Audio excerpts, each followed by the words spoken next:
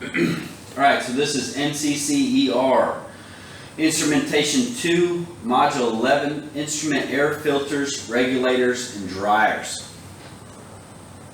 Get our PowerPoint going.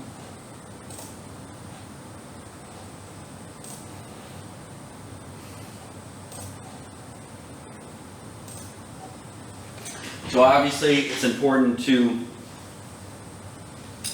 have clean, dry air for instrumentation, and this is accomplished a few different ways. So they go through the trade terms.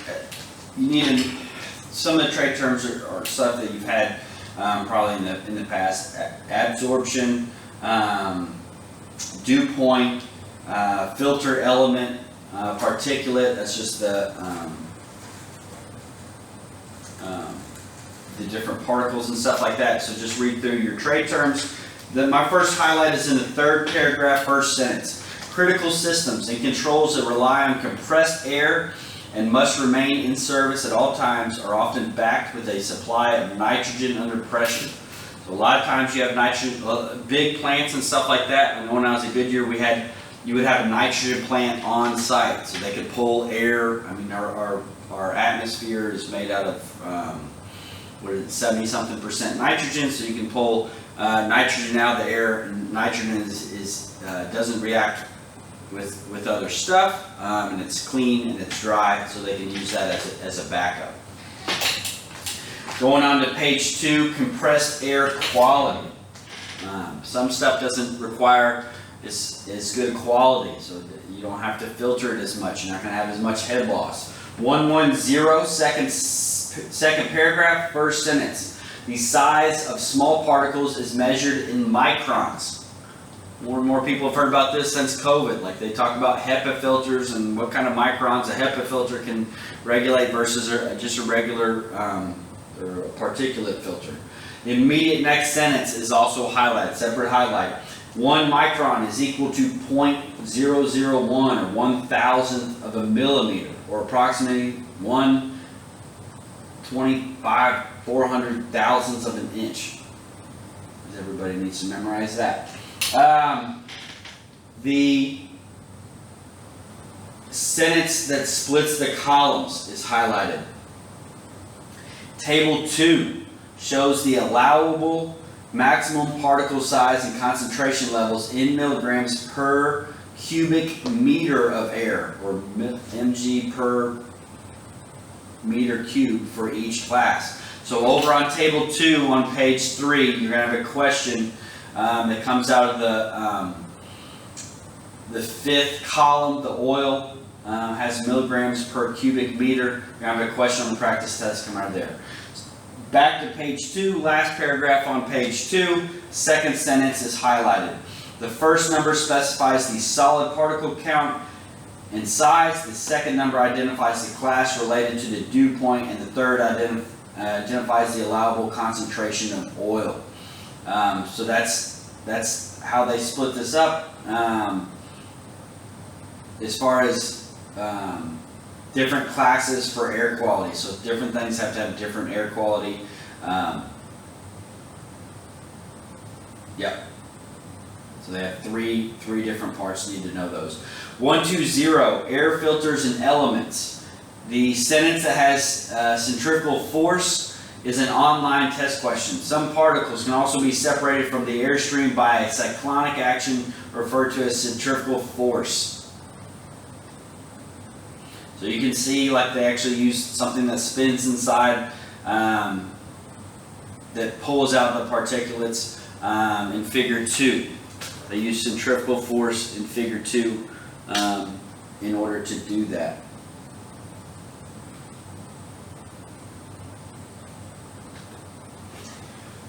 Moving on to pages 4 and 5. Still talking about filters and elements on page 5. First paragraph, the sentence that has edge filtration and the sentence after it are highlighted. This collection process is sometimes referred to as edge filtration because the particulates only cling to the outer surface of the element. Some of the particulates can be removed from the element surface by reversing the airflow through the filter. So I know like over in welding they have big filters for the different sections, and every so often they reverse airflow and it knocks all the particulates out of their filters, and the filters can, then it drops out, they clean that out, and then the filters are decent enough to keep going. Last paragraph, or the paragraph that splits the columns on the right hand side, the first sentence on the right hand side of page 4 is highlighted. The amount of water vapor is dependent on the environment from which it's drawn. Excuse me. We live in South Louisiana, very, very, very humid. A lot of water in the air. We have to drop a lot of water out of our air whenever we're making compressed air and stuff like that. When we're cooling our air off, or heating it up and then cooling it down.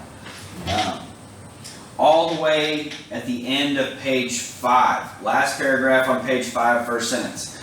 Note that the effectiveness of any filter element is a factor in pressure drop. So you don't want a lot of pressure drop. If you have a very, very good filter that's like a HEPA filter, is going to take a lot of particulates out of the air. That's going to drop your pressure a lot more than a more basic filter. So that's why you don't always buy the absolute best filter, because it's going to cause a higher head loss in your system. So the effectiveness and head loss are almost directly proportional. Moving on to page 6 and 7, selecting air filter housings and elements. They go through the different ones, like on page 7, table 4, they've got, if you got dust, dirt, rust, or scale, liquid, water droplets, oil vapor, microorganisms, you're going to need different filters for those. I have no highlights on pages 6 or 7. So that's the end of section 1. You got section 1 review on page 8. I'm going to go immediately into section 2, pneumatic regulators. So pneumatic regulators are just going to take one pressure in and then output a different pressure based on the setting. Trade terms. I have droop in the trade terms highlighted. Droop is the amount a regulator drifts below its set point gradually as flow increases. First sentence on page 9 is highlighted. A regulator is a device designed to maintain or control the air pressure or flow volume in a pneumatic system. So, we use regulators all the time on our trainers and stuff like that. Most of the time, our air is coming in at about between 125 and 150 psi. I think we have the air compressor set to 125. We reduce that down to a 20 psi output. Take in 125, output 20.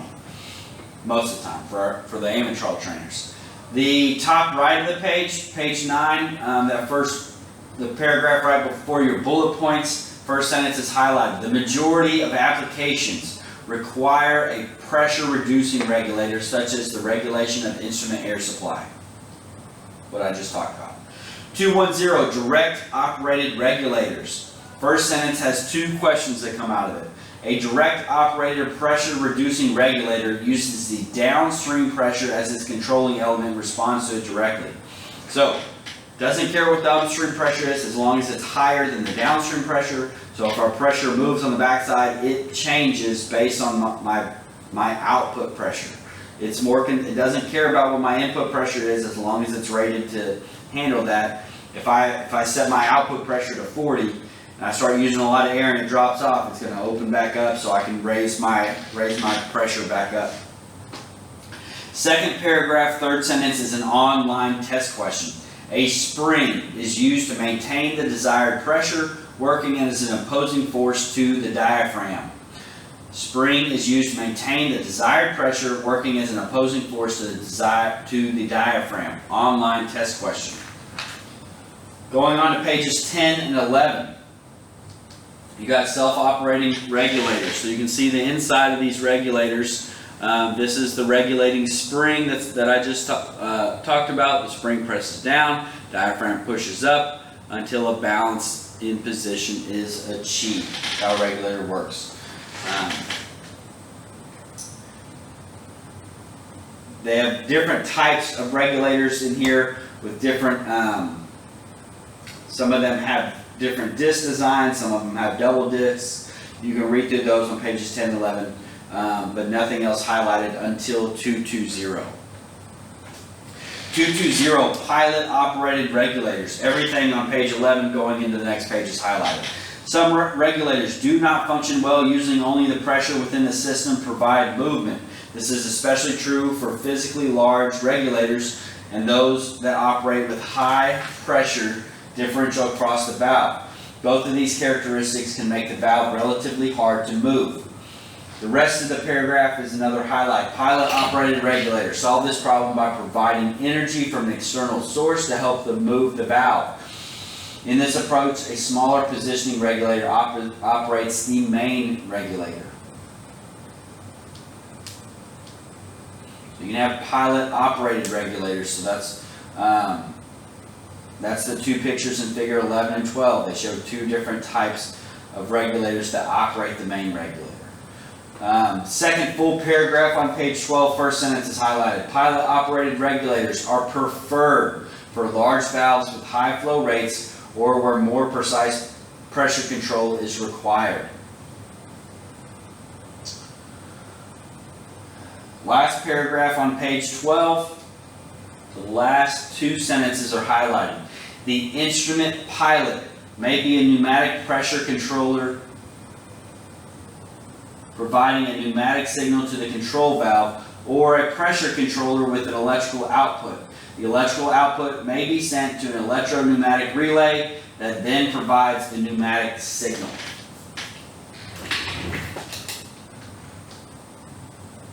Moving on to 230, general guidelines for pressure regulator selection.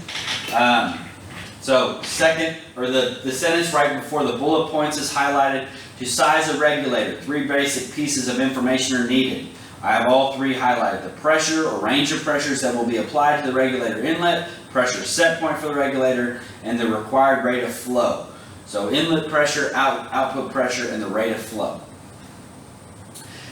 Right hand side of page 13, first paragraph in the top right, last sentence is highlighted. Oversizing a regulator can create problems with the accuracy and continuous up and down cycling of the outlet pressure.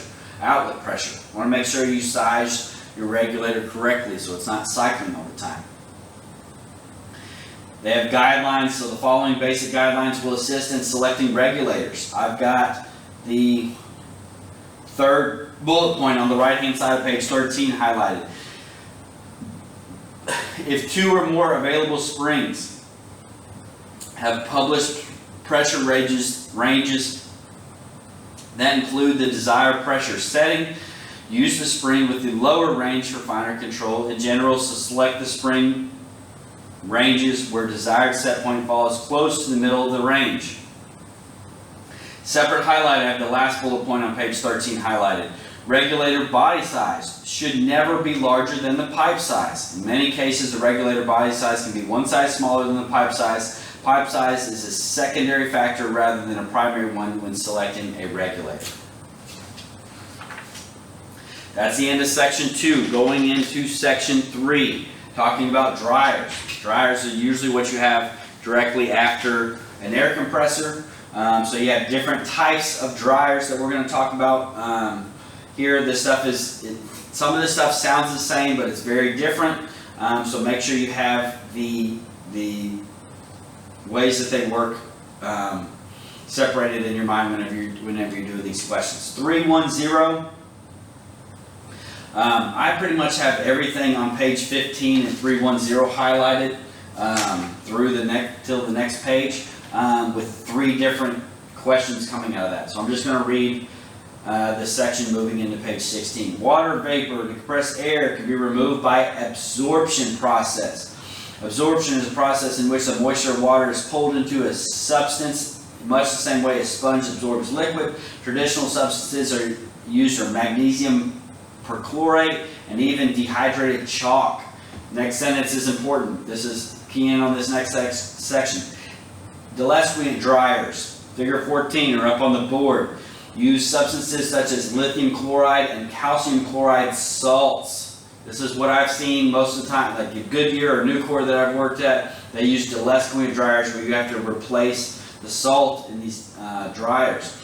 These substances react chemically with water vapor and liquefy as the absorption proceeds. Periodic replacement of the substances for both types of dryers must be performed since the absorbents become liquefied.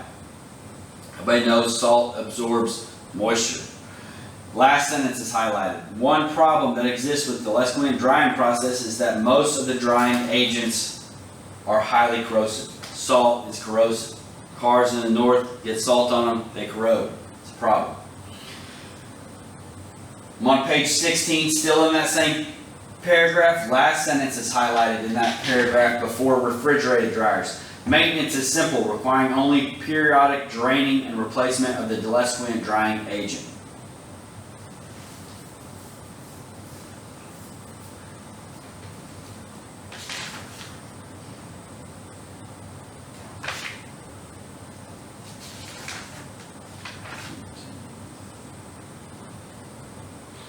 Um, 320 refrigerated dryers. So this is what, like the air compressor out here uses a refrigerated dryer. So it's just cooling the air off in order to pull the moisture out.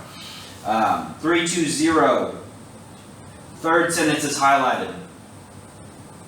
At and below the dew point temperature, water vapor condenses to a liquid and literally falls out of the air. Separate highlights the next sentence. A refrigerated air dryer, figure 15, or up on the board, chills the air passing through below its dew point, forcing moisture to condense where it's easily separated from the air. So this brings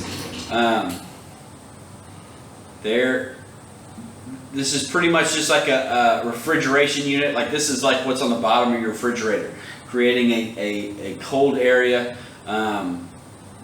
for the refrigerant that's going in and out of this. But you can see how it works. I've got the condenser, which is all of this liquid refrigerant.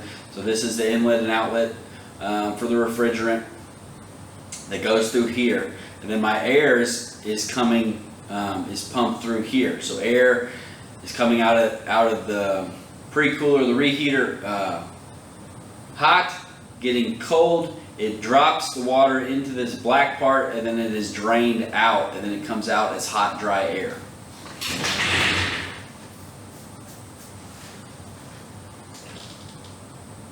Last paragraph in 320, second to last sentence is also highlighted. The condenser is the point where all heat is rejected from the system.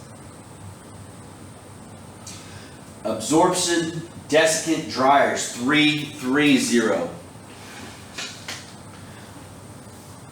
330, last sentence at the bottom left of page 16. Two popular desiccants that are used in these dryers are silica gel and activated alumina, are shown in figure 16. So you can see those at the top of the page. Heat reactivated dryers, 331. We've got a bunch of highlights on these in the, they show, make sure I'm showing.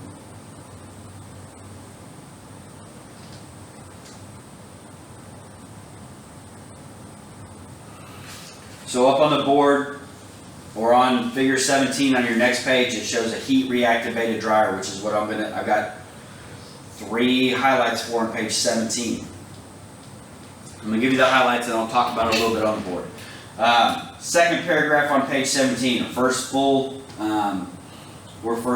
paragraph, third sentence is highlighted.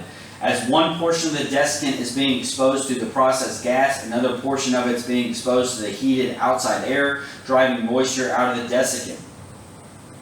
Next paragraph, first sentence is highlighted. For most models, outside air is pulled through the blower intake and forced into a heater that may increase the air temperature as much as 300 to 500 degrees Fahrenheit before it's blown through the regeneration chamber, figure 17. I'm getting there, I'm going to still talk about figure 17, just giving you all the highlights first. Next paragraph, first 2 sentences are the first highlight. For units that cycle multiple drying chambers loaded with desiccant are mounted together as an interconnected system. A standard drying and reactivation time cycle may be 6 to 10 hours. While one chamber is drying the processed air, the other chamber is regenerating and the cooling down before the changing operating modes with another chamber. Next sentence, separate highlight, last sentence in this paragraph. This type of dryer can provide pressure dew points as low as -40 to -100. This is for heat reactivated dryers. I wrote that out to the side. Heat reactivated dryers can provide dew points as low as 40 to -100. That's saying there's not going to be any moisture in the air until you get down to -40 or -100. So that's all that's saying is this does a very good job of getting the moisture out of the air. So for a heat reactivated dryer, if you look up here on the board or on your page, or up here on the board would be better. So you have, this is the active chamber. So you can see these are motor operated valves, and you can see this one is open, this one is closed. So this has two different sides. So right now, my process gas coming in, we'll just say this is compressed air. Compressed air comes in here, comes down to the T-split, can only go one way. Since this valve's closed, it's going to go into my active chamber. This chamber is what's filled with that silica gel or activated alumina, and as it passes through there, that stuff dries the air, pulls the moisture out of the air and comes down here and hits this T.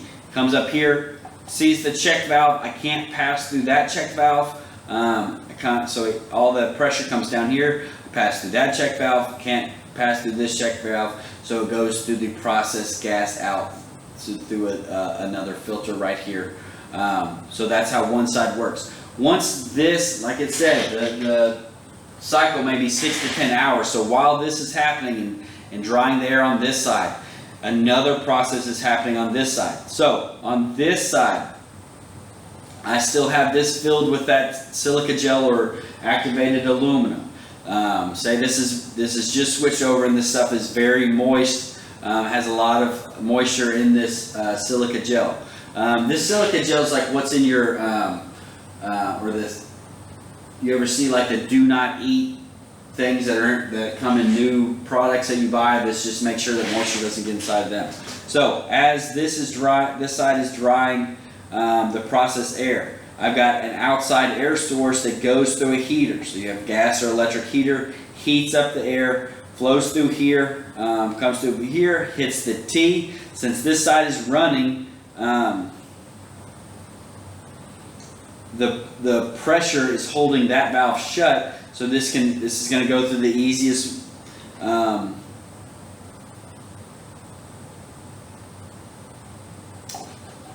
path for air to flow. Flows through this side of the check valve and up through here. So I've got hot air running through my silica gel or my activated alumina, and then coming through here, and then this valve is closed. This vent with mufflers on them is open, so this just constantly has hot air running through it, regenerating or reactivating those dryers.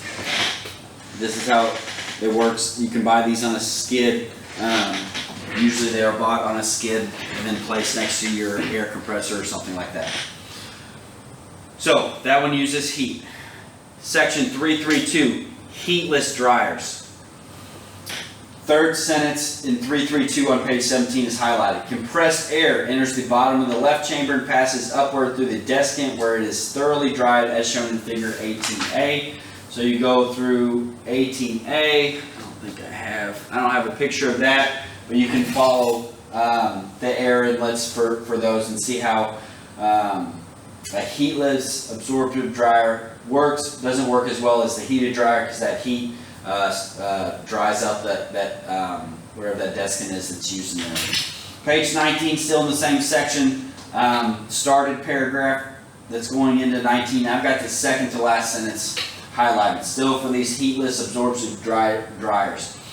In most of these types of systems, the dryer works best if the compressed air provided is first pre-dried in the refrigeration type air dryer to remove the majority of the moisture.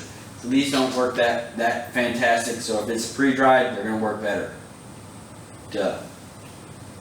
Guidelines for selecting compressed air dryer 340. I got the sentence that splits the columns with the aftercoolers word highlighted in them. Because the majority of pneumatic instruments and processes cannot tolerate hot compressed air, compressors are normally supplied with aftercoolers equipped with moisture separators. So they cool the air off and also pull the moisture out of them. Next paragraph, first sentence is highlighted. An aftercooler is a type of heat exchanger that uses either water or ambient air to cool the compressed air as it leaves the compressor. Last paragraph on the page.